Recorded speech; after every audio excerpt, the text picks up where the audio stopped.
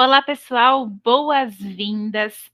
Eu sou a professora Maíra Tangerino e hoje eu vim aqui no CONAD conversar um pouquinho com vocês sobre este tema, aprendizagem visível para professores.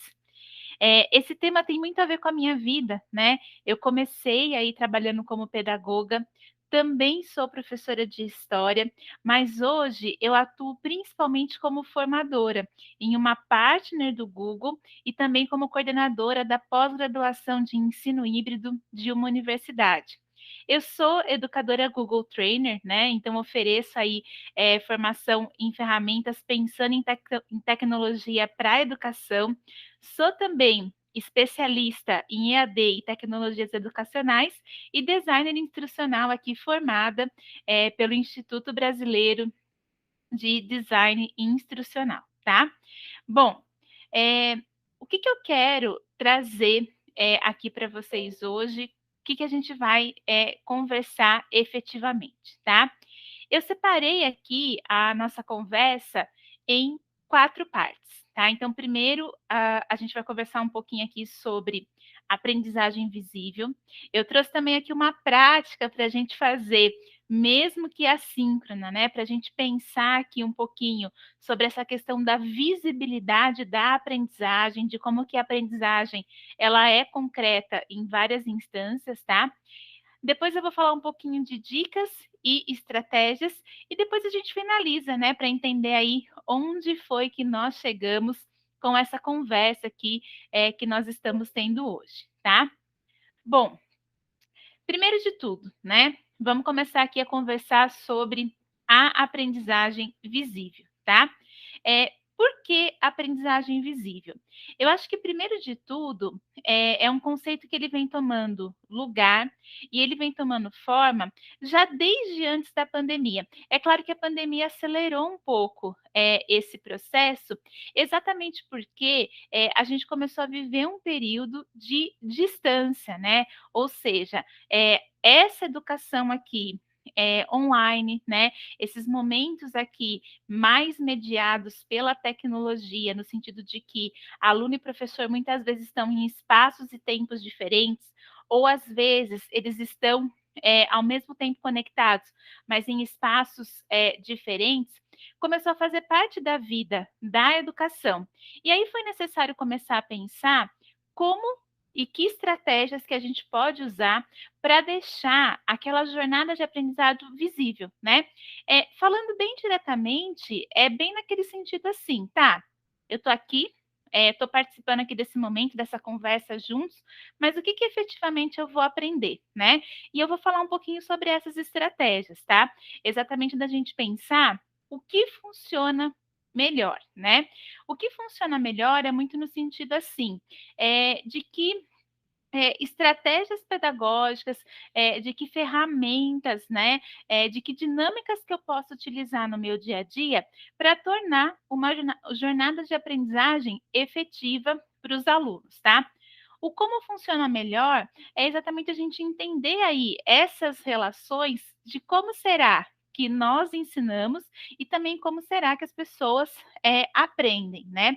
E para quem, né? Eu acho que para quem, né, essa história de pensar e qual é o público que a gente está atingindo, para quem que a gente está ensinando, ele começou a tomar força recentemente, né? Exatamente nesse sentido assim da gente olhar com muito mais acuidade e cuidado quem é o grupo aí que a gente quer atingir com a aprendizagem. E principalmente aqui é o porquê, né? É claro que o porquê ele é importante em qualquer instância de educação, em qualquer momento educativo. Mas aqui eu quero fazer um parênteses, né? Quando a gente fala especialmente aí da formação de adultos, essa questão do porquê eu estou aprendendo isso, né? Como que isso vai ser útil para mim? Por que isso vai ter significado na minha vida? Toma uma outra dimensão, porque tem exatamente aí a ver com as motivações, né? Tanto a motivação aí intrínseca quanto a motivação extrínseca desse público aqui para aprender, tá? Bom, nesse sentido aqui, tá? Eu quero partir aqui dessa pergunta, né.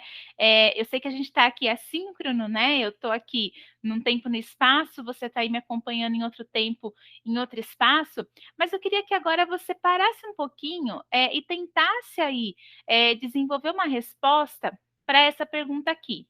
Você acha que ensinar e aprender são a mesma coisa, né? Essas 2 ações aqui, né, uma é ensinar e outra aprender, elas são iguais? Elas estão no mesmo nível? Elas têm o mesmo significado para qualquer pessoa, tá?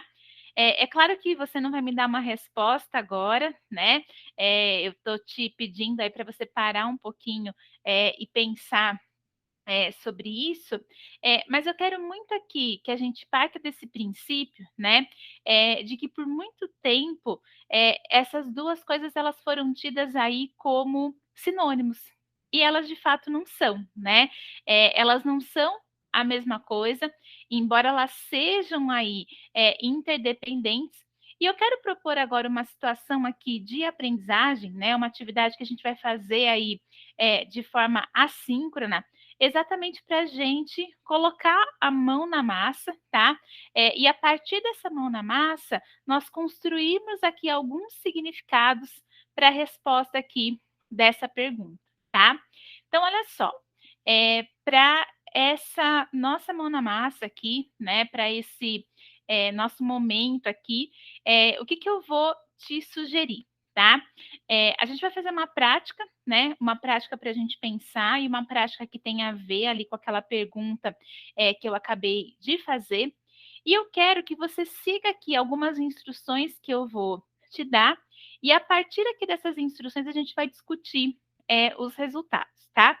É claro que também, se você não quiser fazer a prática agora, né? E quiser só observar aqui o desenrolar dessa conversa, também pode ser, tá? Você pode aí só, acompanhar aqui o que vai se seguir, mas se você de repente aí tá com vontade de pensar mais efetivamente, tá com tempo aí também, né, para pensar mais efetivamente na pergunta que eu fiz ali, anteriormente, então vamos comigo aqui fazer essa prática, tá? Pega aí um papel, né, pega aí um riscante, tá, pode ser um lápis, pode ser uma caneta, pode sair um lápis de cor, tá, pode ser um rascunho também, tá bom.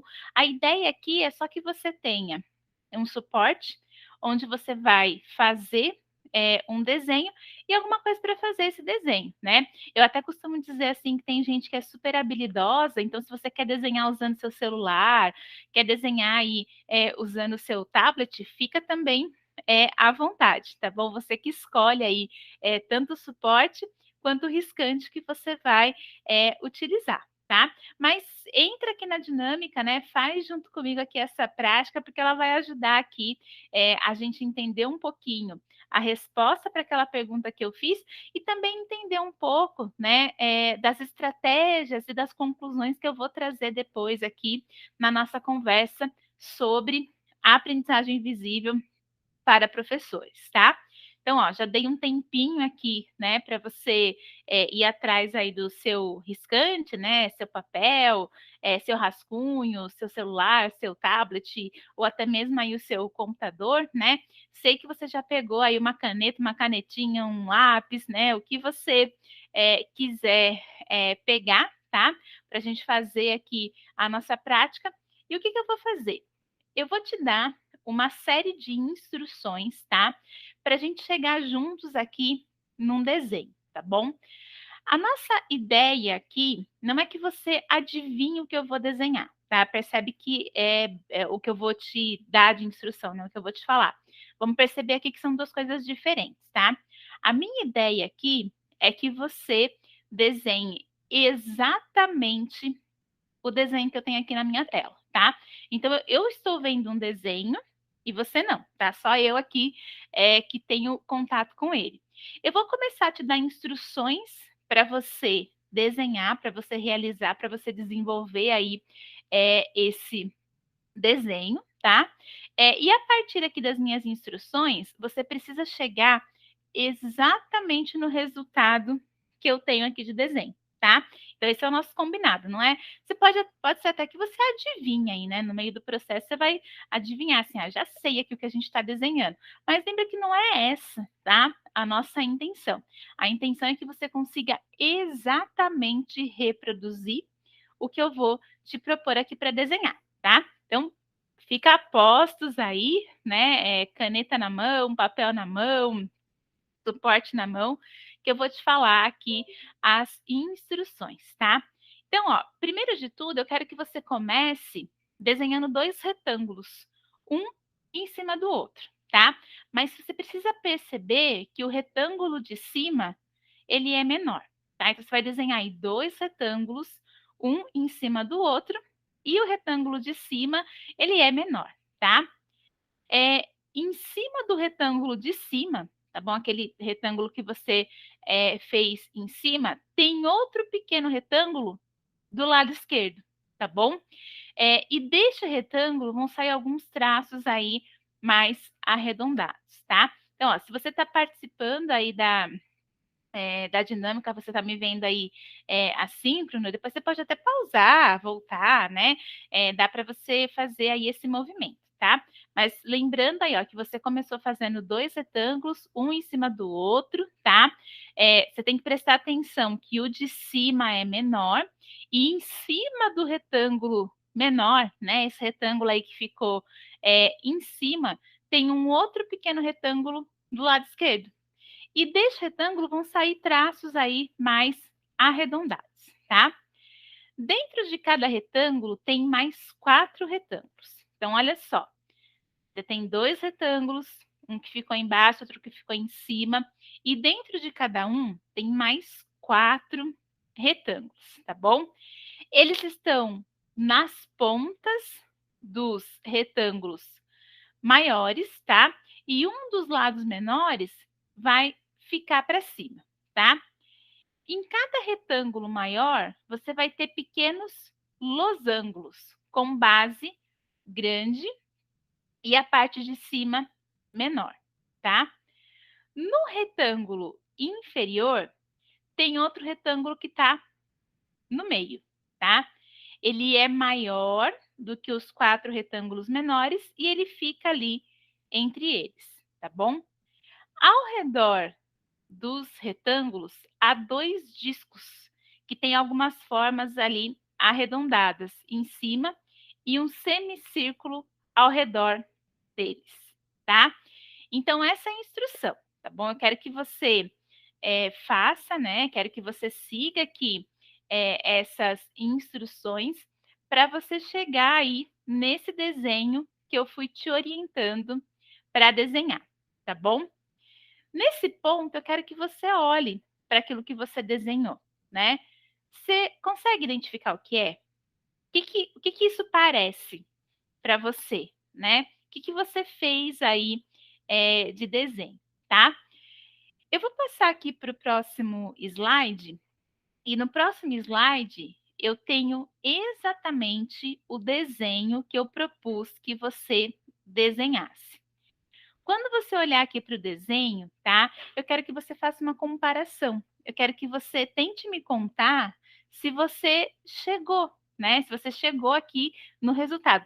Lembrando aqui que o nosso objetivo, tá? Não é adivinhar o desenho, mesmo que você tenha adivinhado, tudo bem, né? Mas o nosso objetivo aqui era você desenhar exatamente a próxima tela que eu vou te mostrar, tá? Vou trocar aqui para entrar na próxima tela. Aí eu queria que você olhasse, né?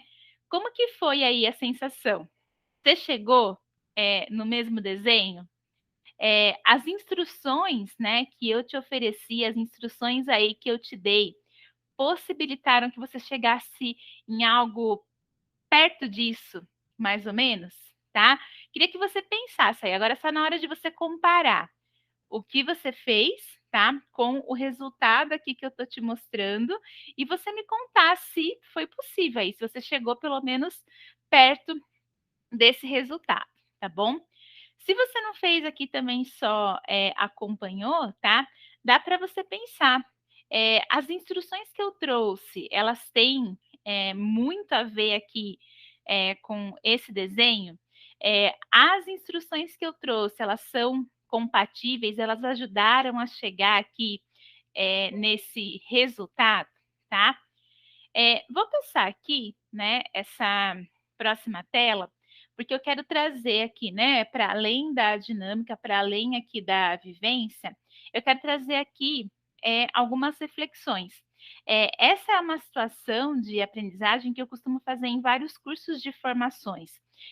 Claro que você deve ter reunido aí na sua cabeça uma série de ideias, de concepções sobre essa prática, tá?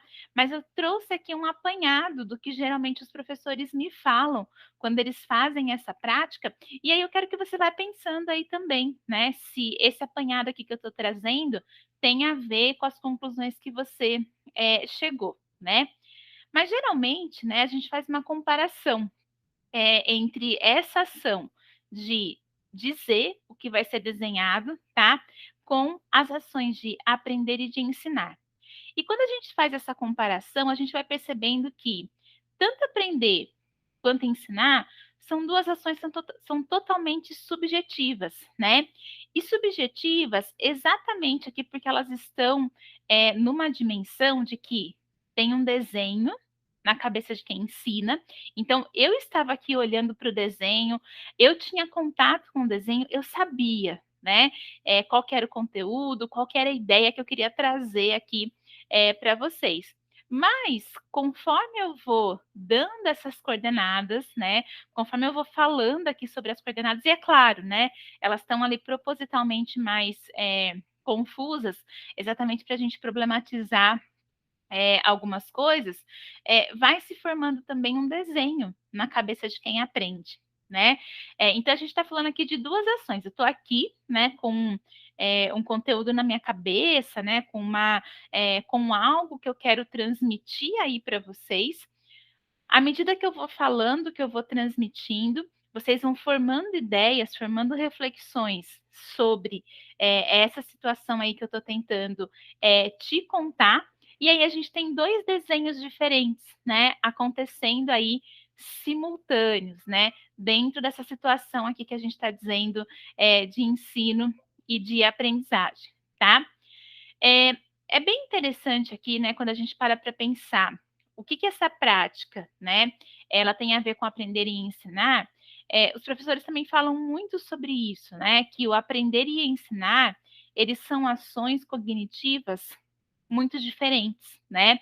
Existe um esforço de cognição que está sendo feito por quem está ensinando, né? Olha aí a questão da aprendizagem visível, né? Começando a tomar forma, né? Começando a ser desenhada aqui na nossa palestra, nessa nossa conversa aqui, tá? E obviamente que a qualidade da comunicação ela afeta essa relação dessa ação cognitiva, né? Então, são duas ações cognitivas diferentes que elas vão perpassar, né, por uma qualidade de comunicação que vai ter a ver aí com sentimentos, né, vai ter a ver com motivações, vai ter a ver com o ambiente, enfim, né, tem vários fatores externos que vão incidir aqui nessas duas ações cognitivas diferentes, né? E são ações que elas dependem muito da criação de contextos de aprendizagem que sejam efetivos, né? E não só efetivos para quem aprende, mas efetivos para quem ensina também, né? Porque você sentir, né, que você não conseguiu tornar visível alguma ação de aprendizagem que você está querendo trazer para um grupo, pode ser muito frustrante também, né? Para alguns professores, para alguns profissionais, tanto quanto também é frustrante, né? Para o aprendente não se sentir ali potente nessa aprendizagem, tá? E eu gosto também de pensar, né? E se essa dinâmica fosse diferente, né? Diferente em que sentido, né? Vamos supor que eu chegasse aqui e ao invés de criar instruções sobre um desenho, eu falasse, né? Ó, todo mundo pega aí o seu riscante, né? O seu papel e desenha uma casa, né? Eu poderia fazer isso e mesmo assim o resultado ainda poderia ser muito diferente daquele desenho que eu apresentei, né? Exatamente porque o que é uma casa é bastante subjetivo, né, para cada um de nós. Cada um vai pensar aí de um jeito, a partir das suas próprias vivências, a partir das suas próprias referências. Eu gosto de pensar também, né, e se de repente, ao invés de dar instruções, ou ao invés de falar: "Desenhe isso", eu pudesse entregar, projetar, mostrar, o desenho para vocês. Provavelmente também isso provocaria, outros resultados, né, porque com o desenho concreto ali, fica muito mais claro onde você quer chegar, né, qual que é o caminho aí que eu estou traçando para chegar, no objetivo que eu estou propondo, tá. Sempre que eu penso aqui, se essa dinâmica fosse diferente, né, eu gosto de propor essa reflexão que quando nós criamos ações, né, concretas, no sentido de, convidar a pessoa que está aprendendo a colocar a mão na massa, é um grande caminho aí, para a gente ajudar essa aprendizagem a se tornar visível, né, se tornar aí mais palpável, para quem está aprendendo, tá. Bom, espero que vocês aí tenham, entendido, né, essa ideia aqui da dinâmica, né, foi, uma ideia mesmo para a gente poder refletir. E agora eu quero compartilhar um pouquinho com vocês algumas estratégias, né, que podem apoiar o professor a tornar aí a aprendizagem visível nas suas jornadas, tá? A primeira coisa que eu comecei falando, depois que a gente fez a vivência, né, eu fui exatamente questionando a qualidade das instruções ali que eu estava dando, né. Se elas estavam confusas, se elas eram diretas, né, se elas apoiavam a chegar ali, no desenho que eu estava querendo propor, que eu estava querendo construir ali com vocês, tá.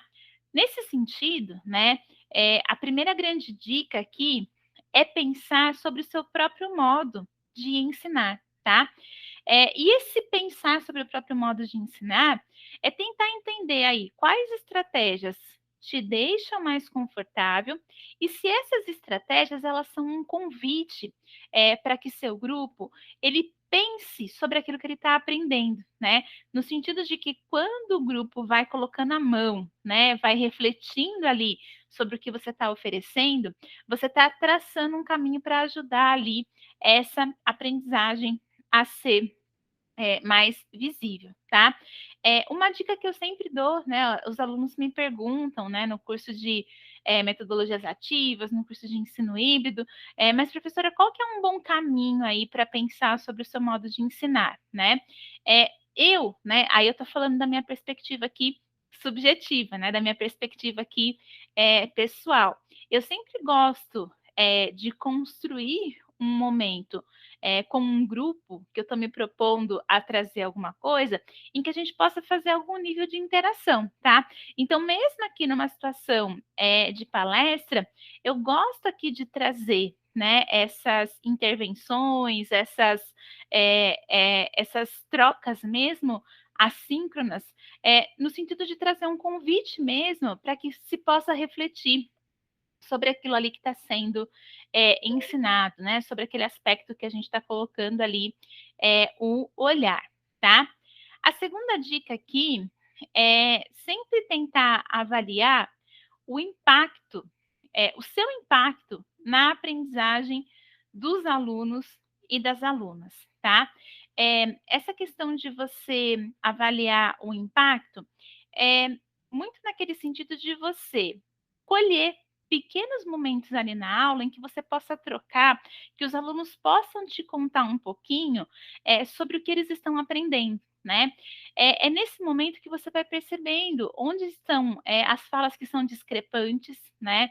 Então, alguém está dizendo alguma coisa que saiu muito da rota daquilo que você está tentando oferecer, ou de repente, né, você também percebe muitas falas que vão te apoiando a criar os degraus, né, dessa aprendizagem, no sentido de que os alunos vão te trazendo ali as evidências do que você pode construir. Então, às vezes, eles entenderam uma parte daquilo que você está trazendo. E essa parte que eles trazem foco para a aula pode ser exatamente o seu apoio, tanto para você fazer algum aprofundamento ou, de repente, para construir um passo aí para um próximo nível, tá? É sempre você pensar assim, bom, eu cheguei na sala, né? Eu cheguei ali para um grupo, eu cheguei num ambiente, seja ele online, seja ele presencial, seja ele onde for. Qual é o impacto que eu quero causar hoje, né? Onde eu quero chegar?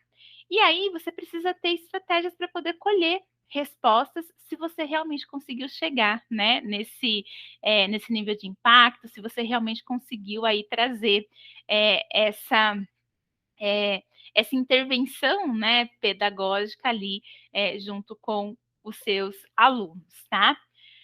Uma outra estratégia é você sempre pensar que os momentos de avaliação, eles são muito mais momentos de autoavaliação, tá? Do que necessariamente momentos de você avaliar o seu grupo, tá? É, de nenhuma forma eu estou te dizendo que não é importante você avaliar os alunos, tá? Mas quando você faz uma avaliação, você espera, na verdade, que esses resultados eles sejam compatíveis com aquilo que você está trazendo ali na hora de ensinar, tá?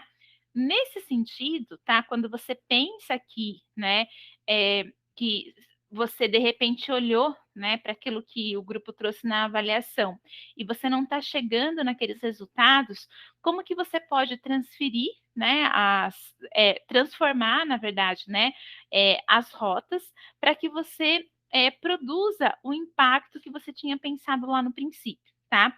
Então, é nesse sentido de olhar para a avaliação muito mais como uma autoavaliação, né? Como uma avaliação daquilo que você está oferecendo e não necessariamente como uma avaliação ali do seu grupo de alunos, tá? Outro ponto bastante interessante, né, é você pensar aqui em como que você pode criar estratégias de colaboração com outros professores, tá? Você pode ter um super sucesso aí sendo um lobo solitário, tá? Mas mesmo o lobo solitário, ele precisa observar, ele precisa entender o ambiente, tá?